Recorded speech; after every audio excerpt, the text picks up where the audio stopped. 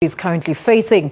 Now, South Africa is facing one of the worst droughts in its history. And from our Cape Town studios, we are now joined by Professor Patrick Bond, who is a political economist. Professor, a very good afternoon to you. Thank you so much for joining us. Now, in your view, how will this new water plan actually work? Well, Alicia, this is one of the great moments where we're being tested. The El Nino, the sort of spectacular droughts that we're seeing across parts of the South, but particularly climate change as the harbinger of longer-term water shortages for South Africa require choices. I'm not sure the master plan's got to that point because we've never seen anything quite so desperate. For example, about 2 years ago, we saw a major choice that Minister Mokonyane had to make, and Minister Edna Molewa, about providing water to ordinary residents near Hartbeespoort Dam versus a platinum mine. And they made the choice, because there were service delivery protests, to redirect the water. And it's that kind of choice between big farmers and big forestry, the two biggest sectoral users, about 60% of water, and ordinary residents. And low-income residents don't use very much, about 7%.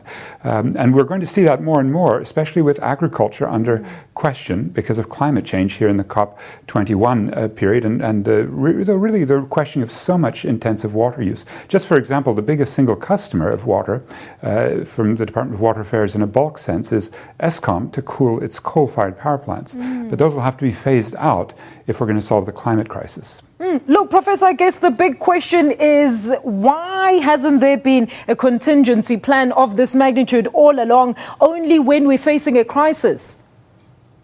Well, that's absolutely the right question. We've relied so much on the minerals energy complex and water-intensive agriculture, very, very water wasteful agriculture. About 52% of the water in the country goes to big agriculture, and half of it evaporates because of inefficient piping systems for irrigation.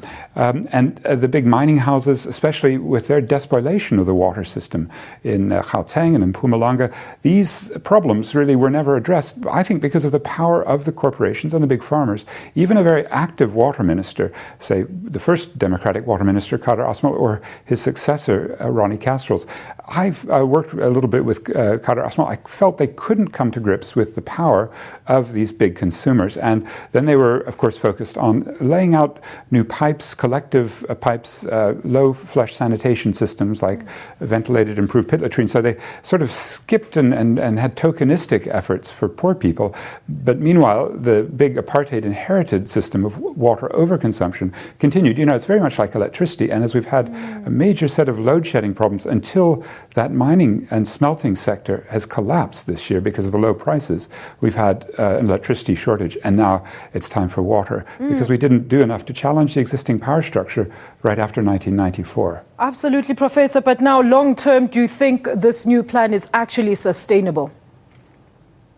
Well, it's going to be a big, big challenge. You know, climate change, not just the El Nino this year, but the bigger challenge of getting to grips with so many changes in our weather patterns, the droughts, but also some floods. This will really require us to rethink everything. And that includes whether we have water-intensive commercial agriculture, and especially exports of our water, what's called virtual water, through some of our crops, through our citrus, for example. Huge amounts of water go out of the country through citrus or through commercial timber. That's taking a large amount of our water in trees, pine trees, gum trees that grow quickly. But that's the next big question. All of these questions are site-specific because the water systems are of a micro nature. They occur in different basins in different ways.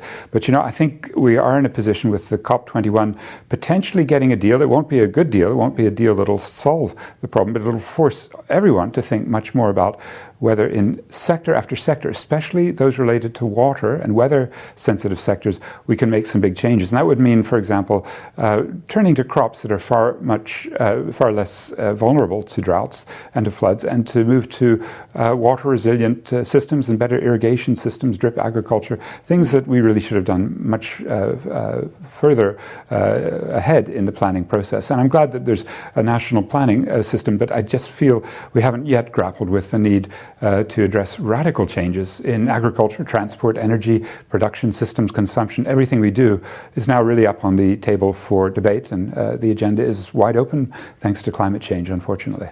Look, Professor, speaking of radical change, in some latest developments, we know that Chinese president just signed billions of dollars towards specifically the development of infrastructure in the country. How do you think this is going to aid with the current impasse?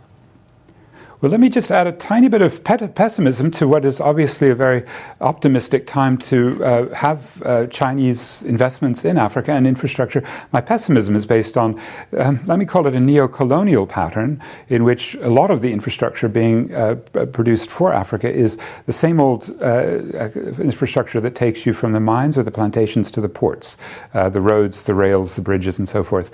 Now, the other big problem is that the Chinese have been overbuilding mega dams, and those haven't worked very well. I was in China and saw the Three Gorges Dam, the biggest in the world, as well as the Zinzanpu Dam. And when it put pressure on the mountains nearby, 80,000 people died in 2012 in a huge earthquake. And these are the kinds of problems I feel sometimes the Chinese have skimped on. They've got terrible pollution problems, in large part because they've not built their infrastructure with the environment in mind, but with big industry in mind.